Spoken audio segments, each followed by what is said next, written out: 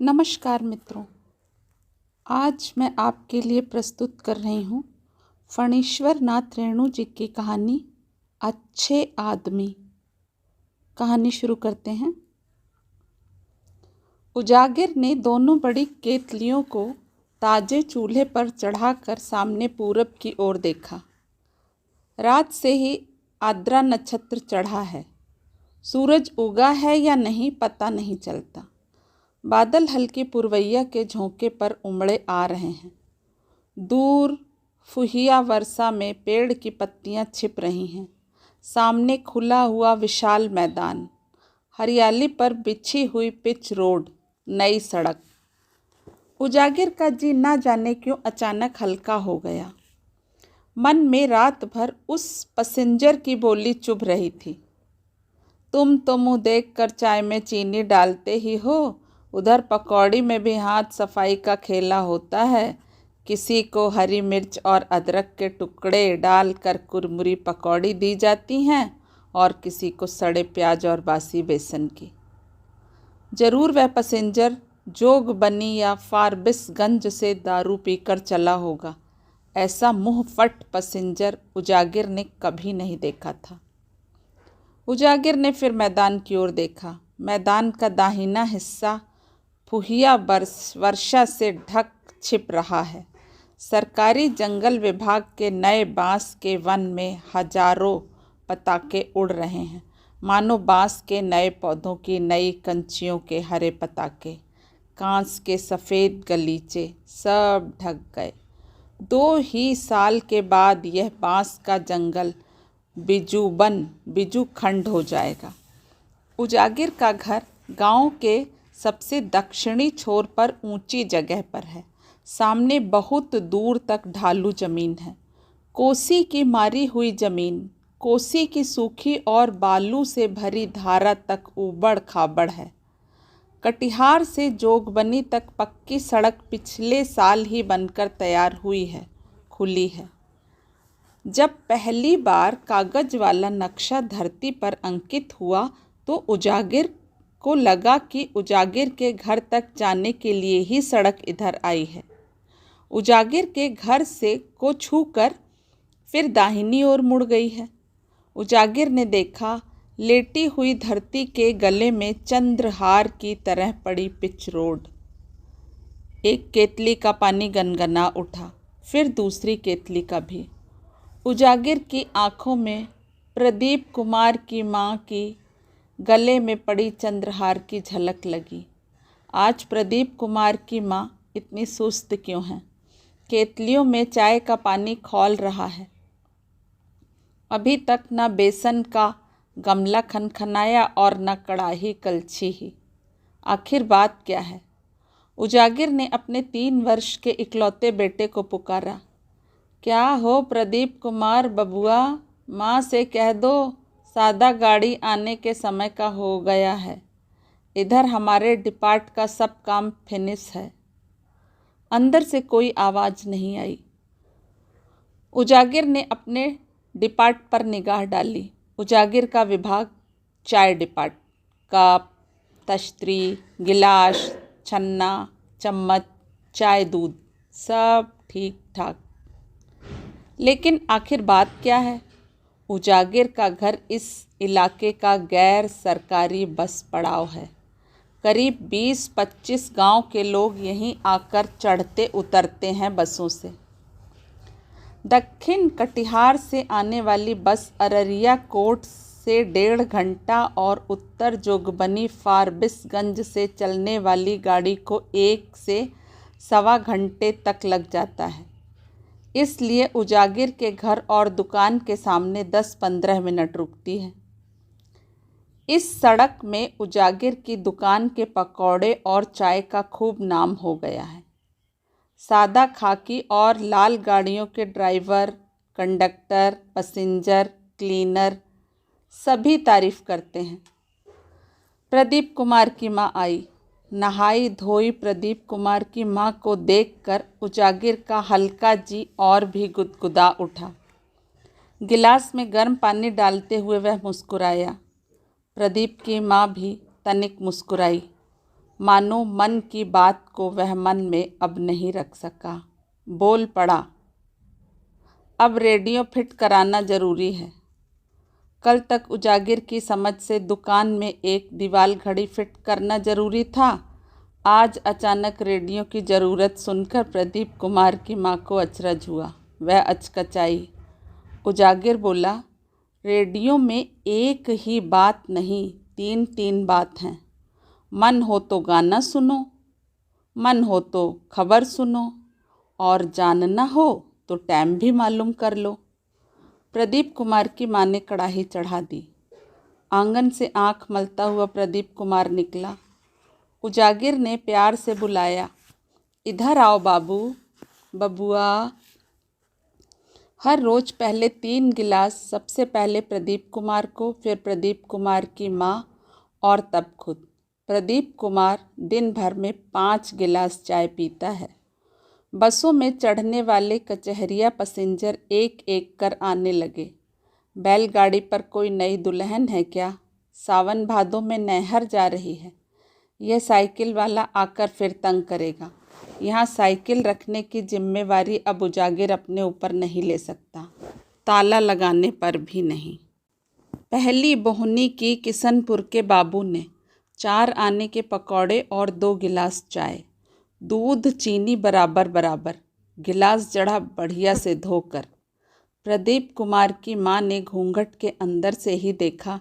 किशनपुर के बाबू की नज़र उसकी कलाई से लेकर बाह तक गुदी हुई मछलियों पर है।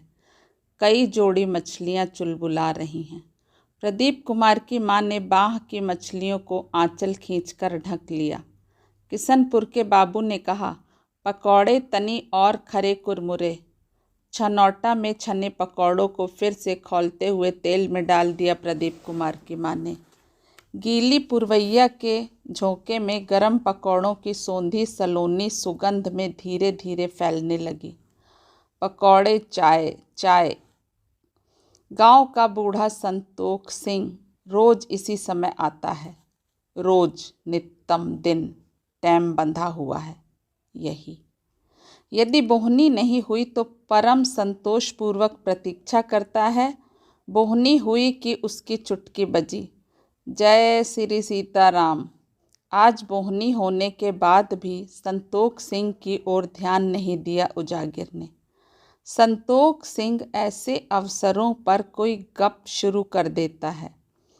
गप निश्चय ही किसी चोरी डकैती अथवा घर घुस्सी की होगी। घर घुस्सी में पकड़े गए चोर को चमचोर कहते हैं। आज संतोख सिंह ने पास के गांव में हुई चमचोरी में पकड़े गए किसी चमचोर की कहानी शुरू की। संतोख सिंह को इस इलाके के सभी नामी गिरामी लोग जानते हैं। जाति वालों ने मिलकर बूढ़े संतोख सिंह को बहिष्कृत कर दिया है। जाति का हुक्का पानी छूटे, मगर संतोख सिंह उजागिर की दुकान की चाय और पकौड़े को नहीं छोड़ सकता। और अब तो पकौड़े चाय खा पी कर ही वह सारा दिन रहता है। न आगे नाथ, न पीछे पगहा। संतोख सिंह रिटायर्ड दफादार है। बहुत बहुत एसपी और दरोगा के मातहत काम कर चुका है वह। जब कहीं कोई नई घटना घटती है तब संतोख सिंह कोई पुरानी कहानी बिना किसी प्रसंग के ही शुरू कर देता है। किंतु आज की कहानी टटकी है, जो कल रात को ही घटी है। किशनपुर के बाबू ने हरी मिर्च की कड़वाहट पर सी सी करते हुए इस बात की पुष्टि की, हाँ, इसलिए रात में उधर हल्ला गुल्ला हो रहा था। क्यों? मामले को गांव के पंचों ने मिलकर रफा दफा कर दिया है। संतोख सिंह को यह खबर भी मिल चुकी है। मुद्दई बेचारी साधो साह की बेवा क्या कर सकती है? 5 पंच की बात से बाहर कैसे जाए बेचारी। प्रदीप कुमार की माँ ने पकौड़ा नहीं दिया।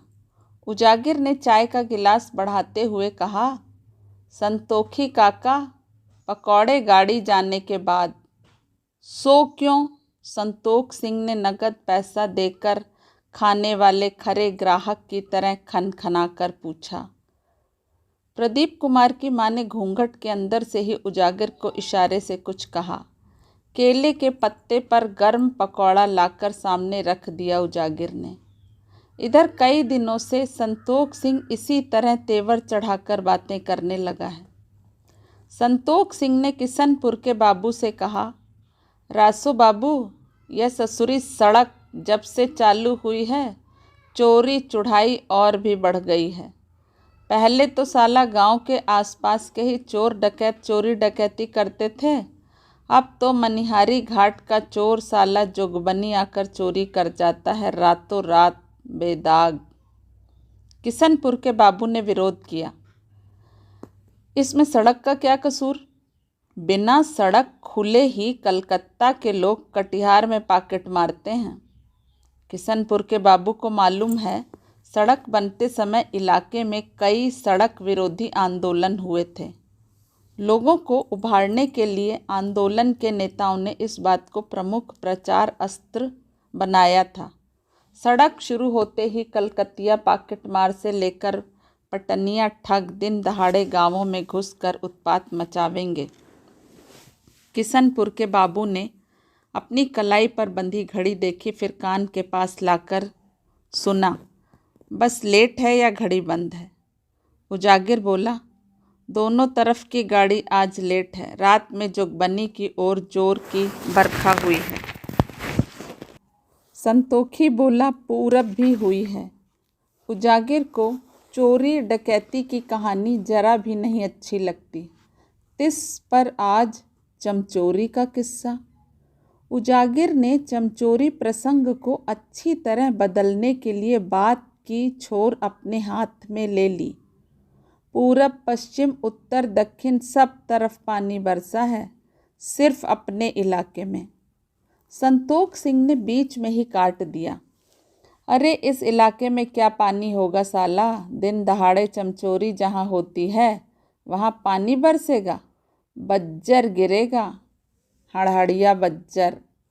बादल सचमुच गरजा।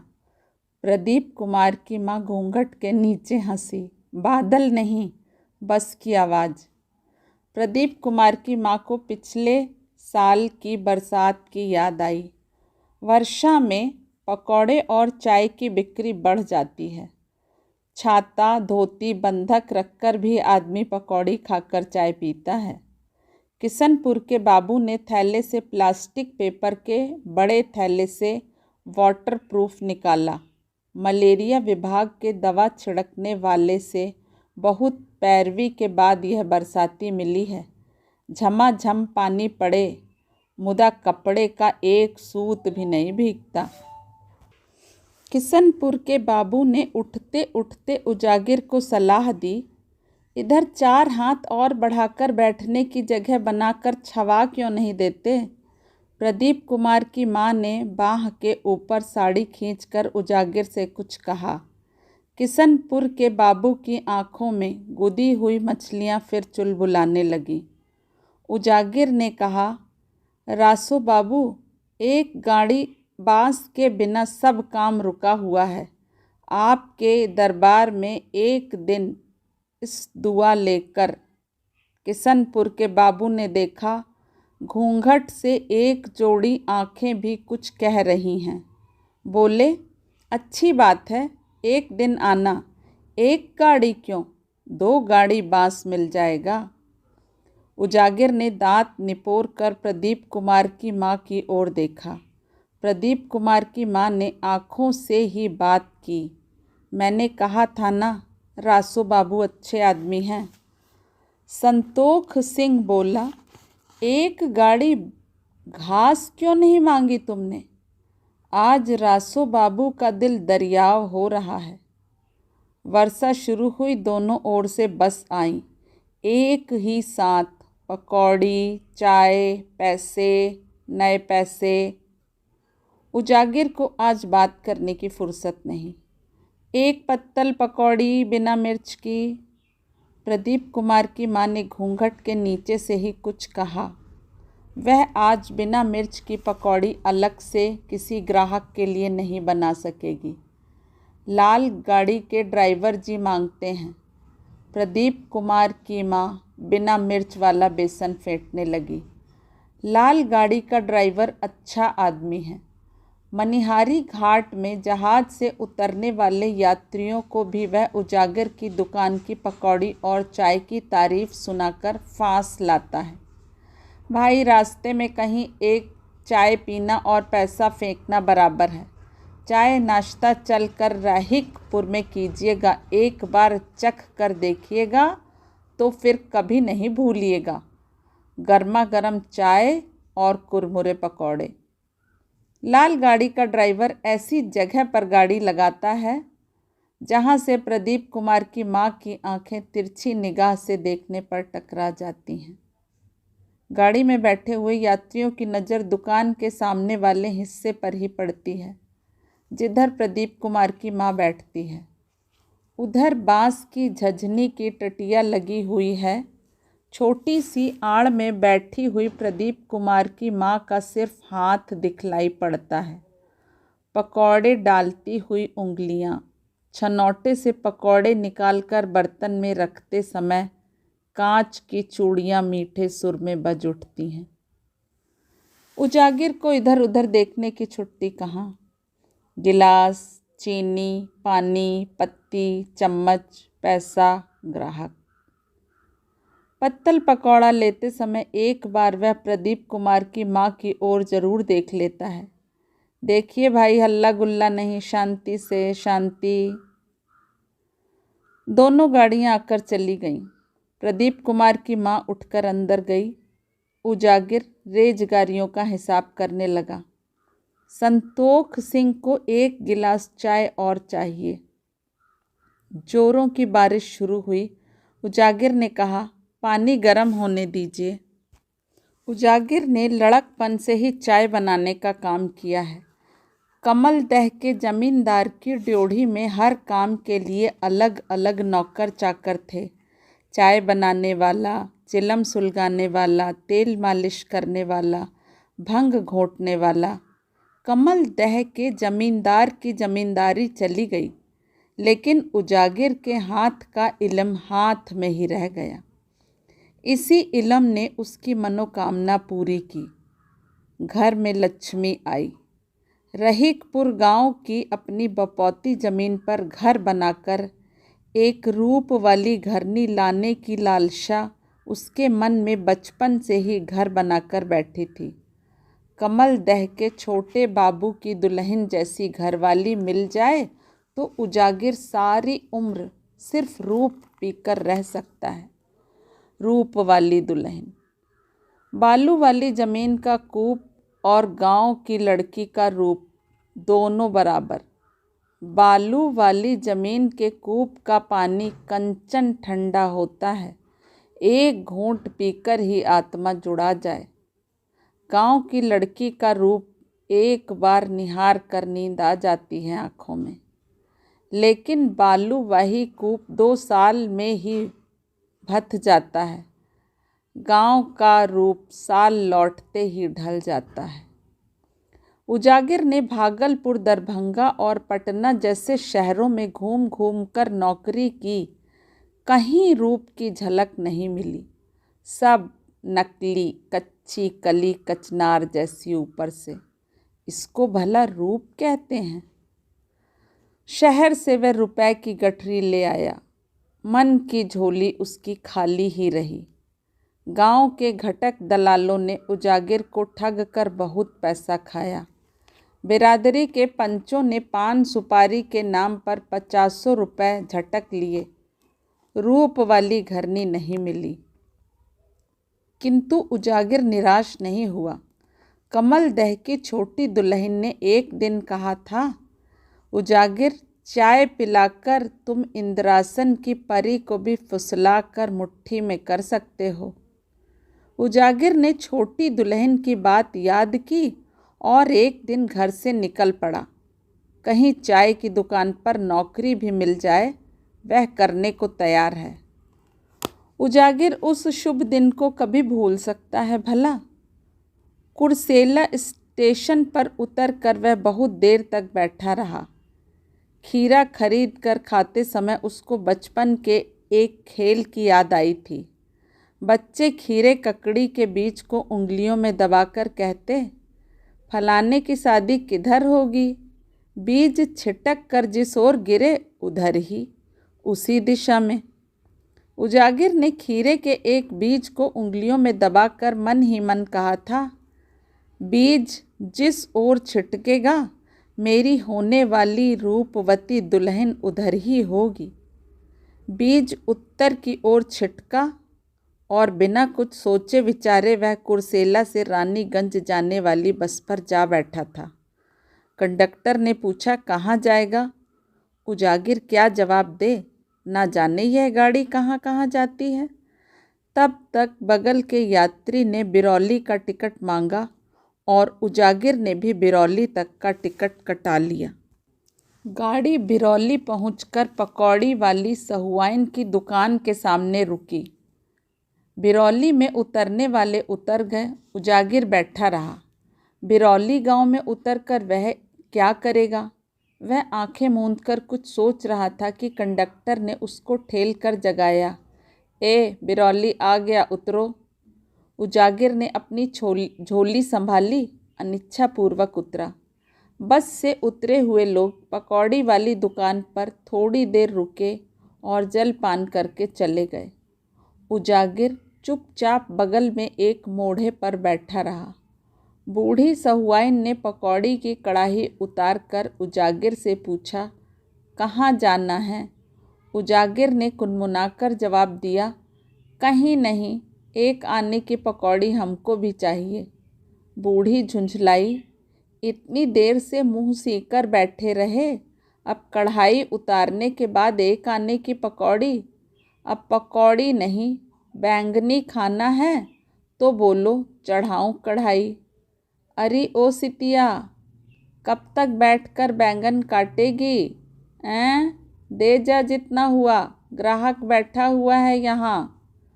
झोपड़े के अंदर से उसी अंदाज से पतली आवाज़ में जवाब आया, कल से मैं काना कुबड़ा बैंगन नहीं काटूंगी, एक एक बैंगन में 5-5 कीड़े।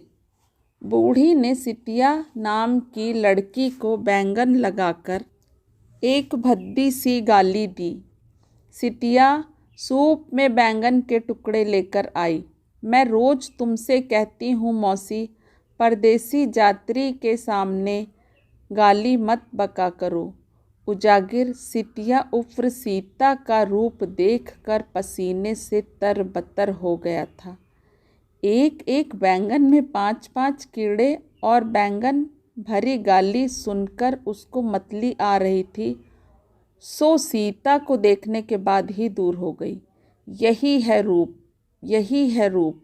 उसने गला साफ किया। माता राम, एक आने की बैंगनी नहीं, 4 आने की। बूढ़ी बोली, उई, आदमी का मन रह रह कर बदलता है, जो बोलना हो एक ही बार क्यों नहीं बोलते। उजागिर चुप रहा, किंतु ग्राहक का पक्ष लेकर बोली सीता, एक बार बोले चाहे 1000 बार, तू इस तरह ग्राहक से बात बात पर रगड़ करेगी तो 1 पाई की बैंगनी भी नहीं बिकेगी। बूढ़ी कढ़ाई में बैंगनी डालती हुई बोली, बड़ी आई है भतार का पक्ष लेने।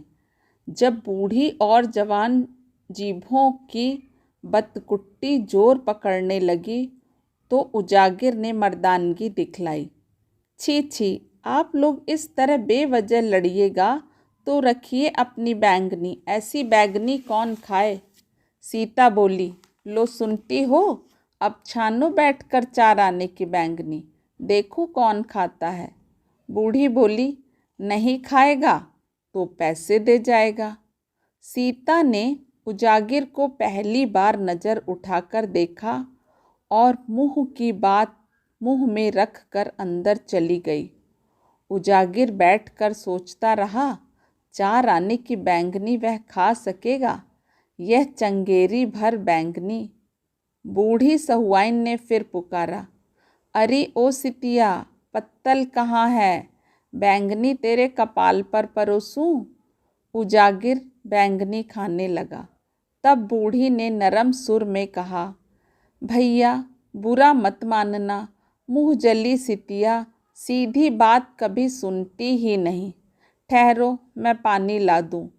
बूढ़ी के उठने के पहले ही सिटिया पानी दे गई। मैं जानती हूँ अब गाड़ी आने का समय हुआ तो तू कोई ना कोई बहाना बनाकर चूल्हे के पास से उठेगी ही। कढ़ाई उठाकर सड़क पर फेंक दूंगी। हाँ।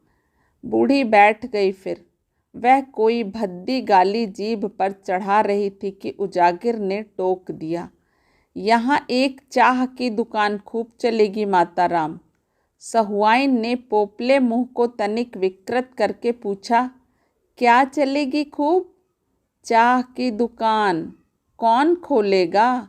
कोई भी खोले, चलेगी खूब। बूढ़ी अब कुढ़ कर बोली, आग लगे चाह की दुकान में, एक पकौड़ी के चूल्हे में ही मेरी हड्डी जलकर छार हो रही है। सीता ने इस बार फिर उजागिर को देखा। चाह की दुकान की बात सुनकर ही उसने ऐसी निगाह से हेरा है। उजागिर बोला, चाह में 8 गुना नफ़ा है, 4 आने के माल में 2 रुपए मुनाफा। 2 रुपए? बूढ़ी मौसी और जवान सीता ने एक ही साथ अचरज भरे स्वर में कहा, 2 रुपए? बूढ़ी कुछ क्षण चुप रहने के बाद बोली, रहने दो बाबा मुनाफा, यहाँ चाह कौन पिएगा? सीता ने कहा, मिलने पर सभी पिएंगे। उजागिर बोला, वाजिब बात। बूढ़ी ने छनौटा चमकाकर पूछा, मैं पूछती हूँ चाह बनाएगा कौन? तेरा भतार हैं?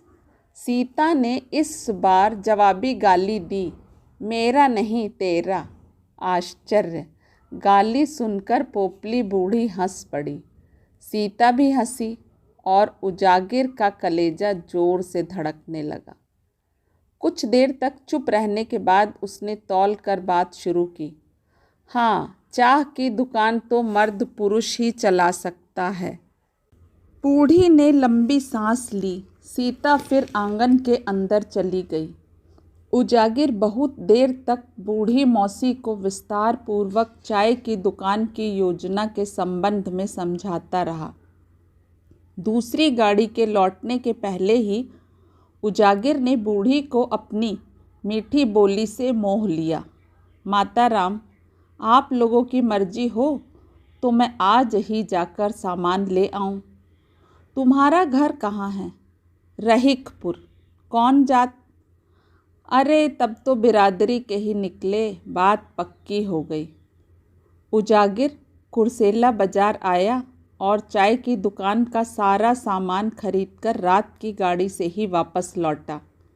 बूढ़ी ने कहा, अरे तुम सचमुच लौट आए? मैं तो समझ रही थी कि कोई लुच्चा लबड़ा आकर ऊन का दून हाँक कर चला गया। अंदर सीता ने झिड़की दी, मौसी तू बूढ़ी हुई लेकिन आदमी को पहचानना नहीं आया। चाय की दुकान का सामान देखकर बूढ़ी और जवान आंखें अचरज से बड़ी हो गईं।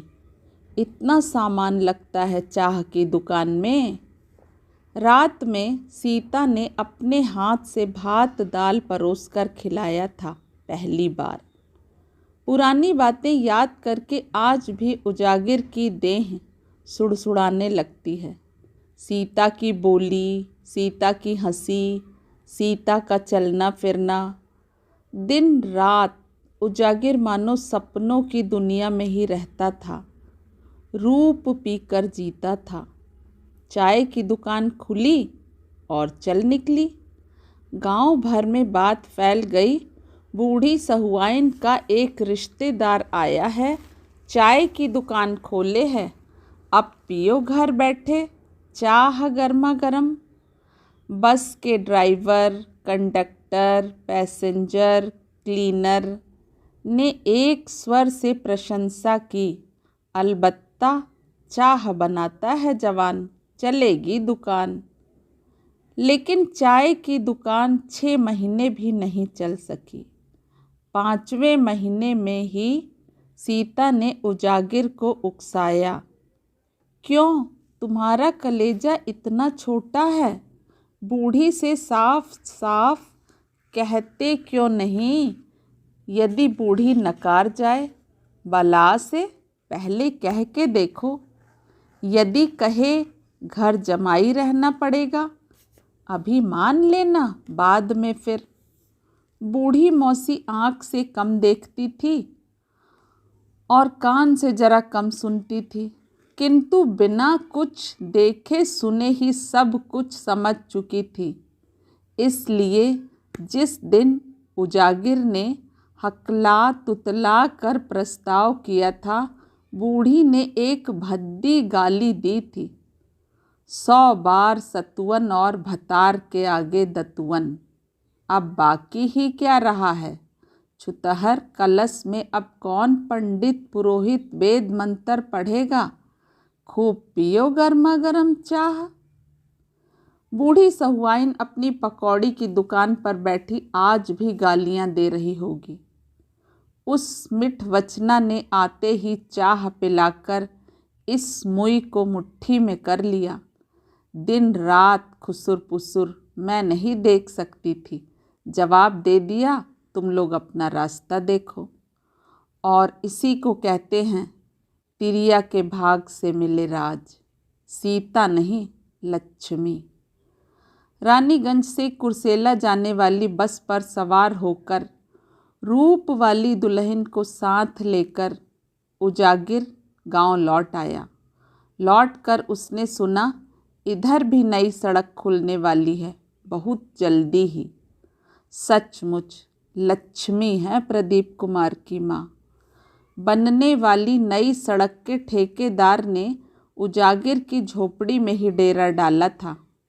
गांव के लोगों ने घुमा फिरा कर उजागिर को समझाया, घर में जवान और खूबसूरत बहू और बाहर पलानी में परदेसी का बासा अच्छी बात नहीं।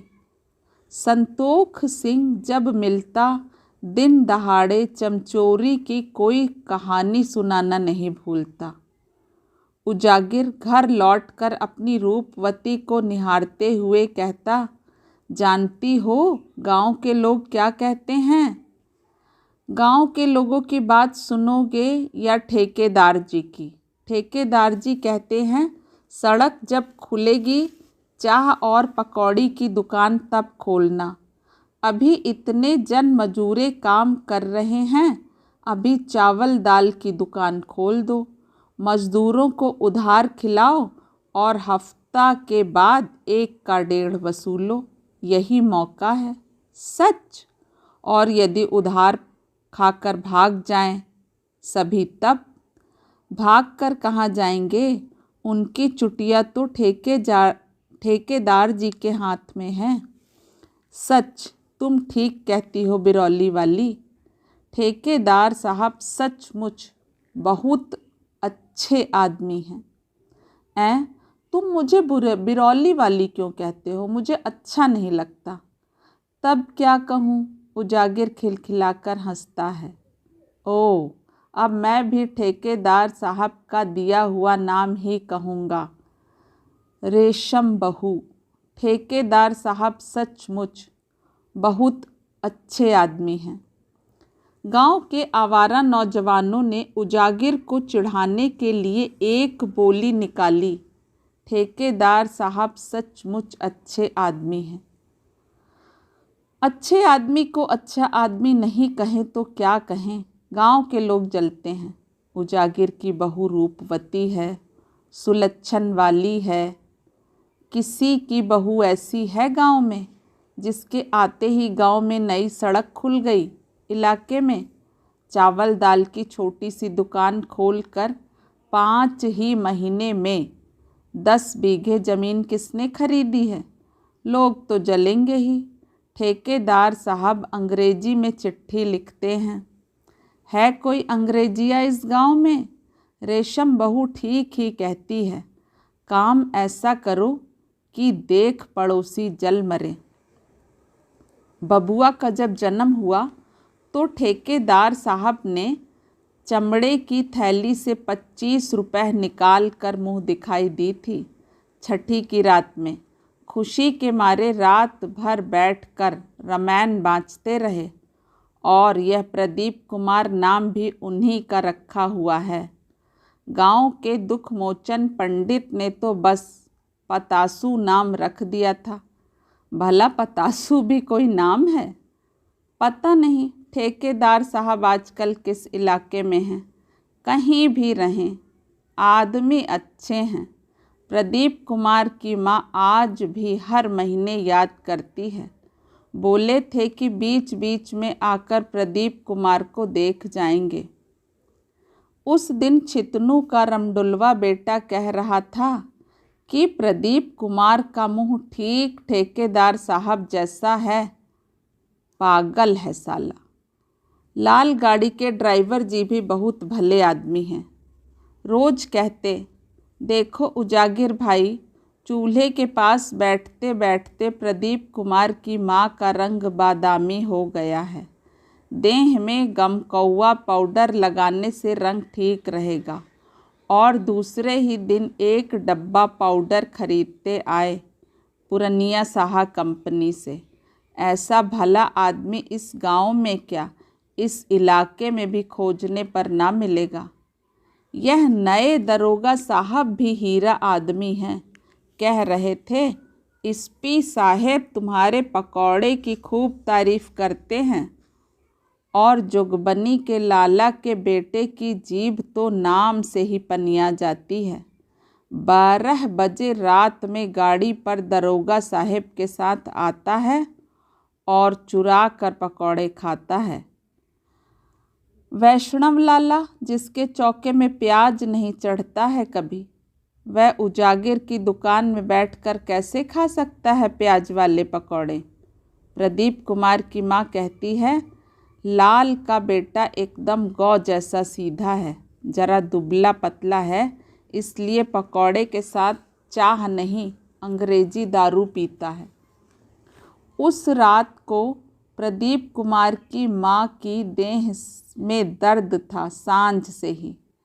दरोगा साहब ने कहा, एक गिलास ले आओ, एक घूंट पीते ही सब दर्द छू मंतर हो जाएगा।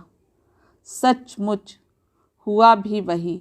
सांझ से ही कुहरती हुई प्रदीप कुमार की माँ टनटना कर बोल उठी और लाला के बेटे से मुँहामुँही गप करने लगी। लक्ष्मी है प्रदीप कुमार की माँ। 3 बजे वाली गाड़ी आ रही है। कहाँ हो बबुआ? माँ से कहो कि 3 बिज्जी गाड़ी आ रही है। मेरे डिपार्ट का सब काम रैट है। बबुआ। प्रदीप कुमार। माँ कहाँ? प्रदीप कुमार सुबह की मीठी नींद में सोया हुआ था। उजागिर चुपचाप बैठकर बीड़ी पीने लगा। आज इतने सवेरे ही प्रदीप कुमार की माँ कहाँ गई है? तबीयत खराब है क्या? नहीं, लाल गाड़ी के ड्राइवर जी ठीक ही कहते हैं, जान है तो जहान है। प्रदीप कुमार की माँ दिन भर चूल्हे के पास बैठी रहती है, यह ठीक नहीं। पकौड़ी बनाने के लिए सुगनी की माँ को मजूरी देकर रखना होगा। उजागिर बैठा रहा। जब भुरकुआ तारा डूब गया और उजाला हुआ और प्रदीप कुमार की माँ कोठरी में नहीं आई तो वह बाहर निकला। बाहर बर्तन बासन सब बिखरे पड़े हैं, दोनों लोटे भी हैं। तब कहाँ गई? उजागिर ने कोठरी में आकर देखा, पेटी खुली पड़ी हुई है, रेशमी साड़ी और रेशमी ब्लाउज। क्या हुआ? लगा धरती अचानक घूमने लगी। उसने चिल्लाकर अपने बेटे को जगाया, बेटा, बबुआ, प्रदीप कुमार, माँ कहाँ है? प्रदीप कुमार उठकर जोर जोर से रोने लगा। मैया कहाँ? प्रदीप कुमार को चुप कराने के लिए उजागिर ने अपने को संभाला। फिर बोला, बेटा, माँ गंगा तीर का मेला गई है, दोपहर की 12 बजे वाली गाड़ी से आवेगी। उसने अपने मन को भी समझाया। कहाँ जाएगी? कहीं काम से ही गई होगी। सुबह की गाड़ियों के आने का समय हुआ। संतोख सिंह ठीक समय पर ही आया। उसने आते ही टोका, आज पकौड़ी का चूल्हा नहीं सुलगा है। उजागिर ने जवाब दिया। प्रदीप कुमार की माँ की मौसी का संवाद आया कि वह लबे जान है, इसलिए रात की गाड़ी से ही चली गई। प्रदीप कुमार ने कहा, मैया गंगा तीर का मेला गई है। संतोख सिंह ने पुराने दफादारी की तरह जिरह करते हुए पूछा, रात में तो सादा गाड़ी लौटी नहीं, फिर किस गाड़ी से गई? उजागिर ने आज बिना बोहनी हुए ही संतोख सिंह को चाय का बड़ा गिलास दिया। संतोख सिंह ने चाय पीते हुए कहा, जमाना बहुत खराब है। जनाना जात अकेली बाहर जाए, दोनों ओर से गाड़ियां आईं। उजागिर ने लाल गाड़ी की ओर देखा। नया ड्राइवर। लाल गाड़ी के ड्राइवर जी कहाँ गए छुट्टी में? कितने दिन की छुट्टी? आज पकौड़े नहीं, सिर्फ चाह मिलेगी भैया। दोपहर के बाद उजागिर ने दुकान बंद कर दी। उसका दिल अंदर ही अंदर टूटने लगा। तब वह जोर जोर से रोना चाहता, लेकिन प्रदीप कुमार का मुंह देखकर वह अपने को संभाल लेता। वही रोने लगेगा तो बच्चे की क्या दुर्दशा होगी। बप्पा, बरबज्जी गाड़ी आ रही है। प्रदीप कुमार की माँ नहीं आई। बेटा अभी नहीं आई तो 3 बज्जी गाड़ी से आवेगी। बप्पा, 3 बज्जी गाड़ी आ रही है, नहीं आई। इस बार बाप बेटा मिलकर आंगन में रोने लगे। जब प्रदीप कुमार हिचकियां लेते हुए दांत पर दांत रखकर घिघियाने लगा, तब उजागिर को होश हुआ। उसने आंसू पोंछकर कहा, रात की गाड़ी से ज़रूर आवेगी, तुम्हारे लिए बिस्कुट लावेगी, खिलौने। प्रदीप कुमार की माँ रात की गाड़ी से ही आई। आ गई मैया, मैया आ गई। प्रदीप कुमार जोर जोर से रोने लगा। उजागिर भी रोने लगा।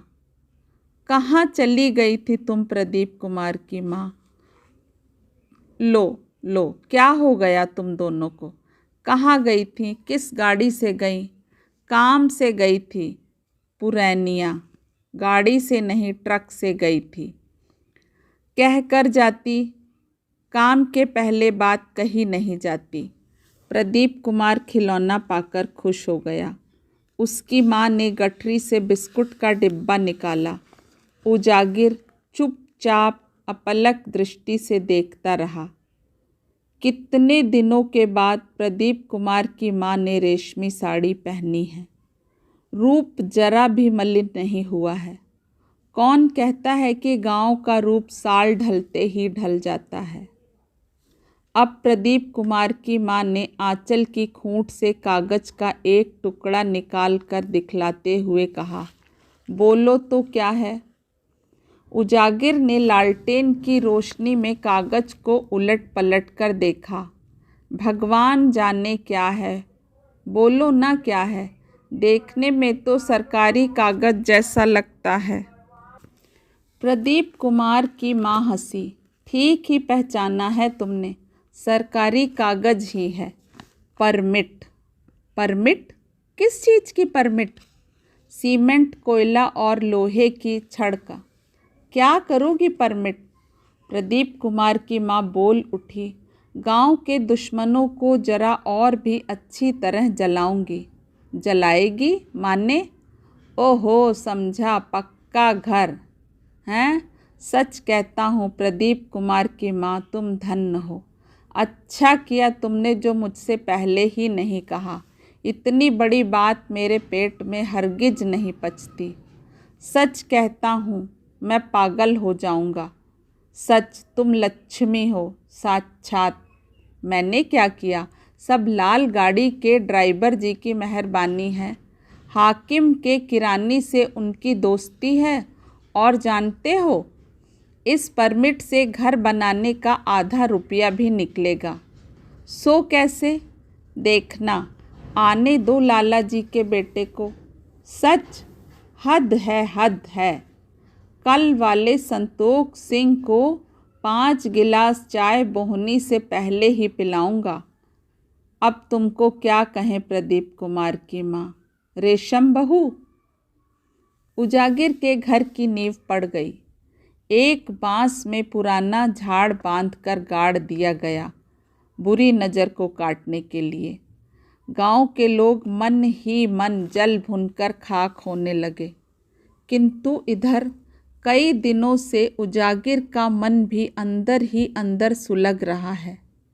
ना जाने क्यों परमिट का कागज़ लाला जी के बेटे को देकर ईंट सीमेंट लोहा लिया गया। लाला जी के बेटे ने परमिट लेते समय प्रदीप की माँ की उंगलियां टीप दी थीं। इसमें भी कोई हर्ज नहीं।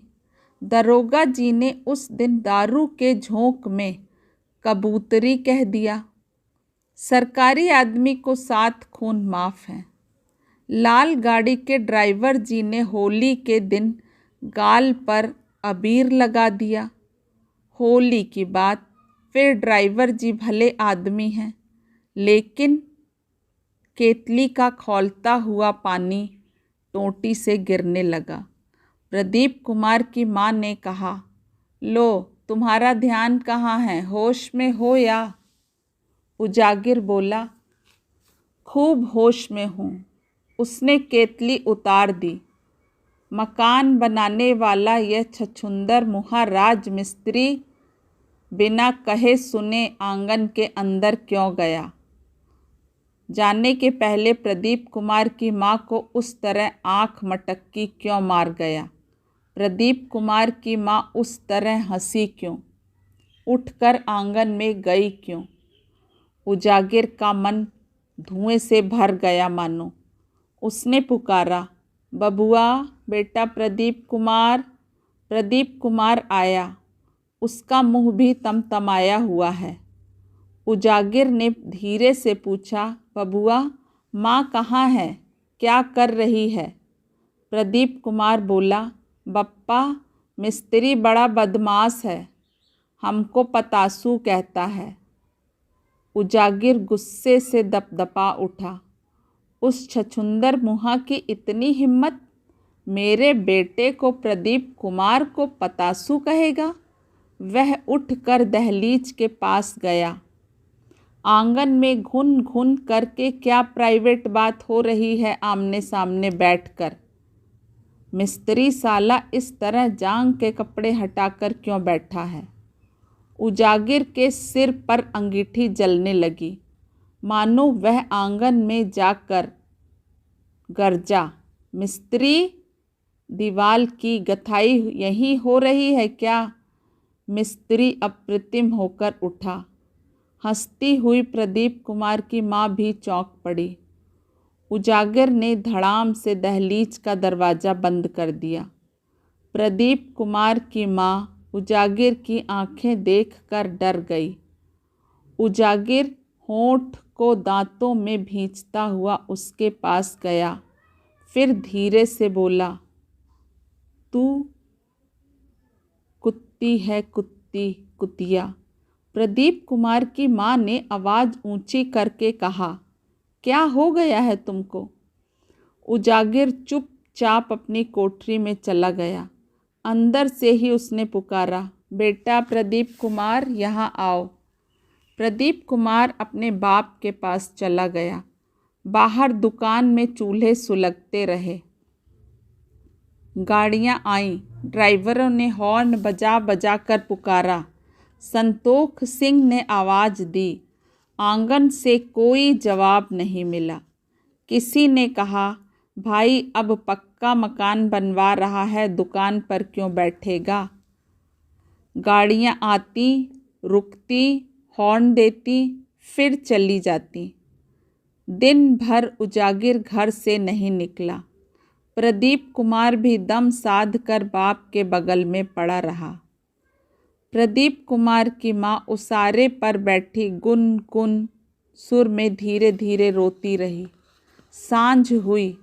उजागिर उठा और प्रदीप कुमार की माँ के पास जाकर बोला, उस छछूंदर मुँहे मिस्त्री के साथ जाती क्यों नहीं हरामजादी, निकल जा मेरे आंगन से। प्रदीप कुमार की माँ बोली, इतनी तेजी है तो कल से तुम ही देखो जन मजदूरों को, पक्का घर बनवाना खेल, जहन्नुम में जाए साली तेरा पक्का घर, और दुकान पर हजारों लोगों के सामने आग लगे तेरी दुकान में। उजागिर बाहर गया और लात मारकर दोनों चूल्हों को तोड़ फोड़ आया। दहलीज का दरवाज़ा बंद करते हुए बोला, निकल जा पिछवाड़े की राह चुपचाप, नहीं तो आज खून कर डालूंगा। अब प्रदीप कुमार रोने लगा। उजागिर उसको गोद में लेकर अपनी कोठरी में चला गया। प्रदीप कुमार की माँ उसारे पर ही बैठी रही। प्रदीप कुमार रोते रोते सो गया। सांझ बीती, रात आई। सड़क पर एक ट्रैक्टर भड़भड़ाता हुआ चला गया। उजागिर ने बाहर निकल कर देखा, प्रदीप कुमार की माँ उसारे पर ही लेट गई है। उजागिर दबे पांव उसके पास गया। जाकर मिस्त्री की खटिया पर क्यों नहीं सोती, नखरा पसार कर यहाँ ज़मीन पर क्यों सोई है। उजागिर ने धक्का दिया, उठ साली तिरिया चरित्र, कहीं और जाकर दिखला। प्रदीप कुमार की माँ उठकर बैठ गई और दोनों हाथों से उजागिर का पाँव पकड़कर बोली, प्रदीप के बाबू, तुम्हारे पैर पड़ती हूँ, मेरा गला घोंटकर मार डालो मुझे। उजागिर ने दोनों हाथों से उसकी गर्दन को झपट कर पकड़ा। लंबे बाल छितरा गए खुलकर। हाँ, मार डालूंगा। मार डालो, मैं जीना नहीं चाहती। मार डालूंगा गला टीप कर, हरामजादी। मारो प्रदीप के बा। बोल, कल से तू आंगन के बाहर पैर रखेगी? नहीं रखूंगी।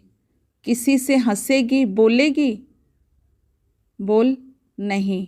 मिस्त्री से नहीं, दरोगा से नहीं, उस लाला के बेटे से नहीं, लाल गाड़ी के ड्राइवर से नहीं, नहीं, नहीं, प्रदीप के बाबू।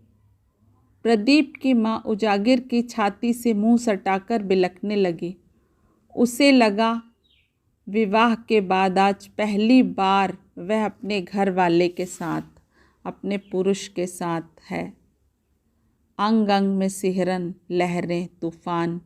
प्रदीप के बाबू, मुझे मार डालो, मार डालो। सड़क से एक ट्रक हड़बड़ाती हुई गुजर गई। मित्रों, कहानी यही ख़त्म होती है। यह कहानी सन 1962 में प्रकाशित हुई थी। अगर मेरे वाचन में कोई त्रुटि हो तो कृपया कमेंट बॉक्स में मुझे अवश्य अपना विचार दें, और अगर कहानी अच्छी लगी हो तो मेरे चैनल को सब्सक्राइब कर दें। धन्यवाद।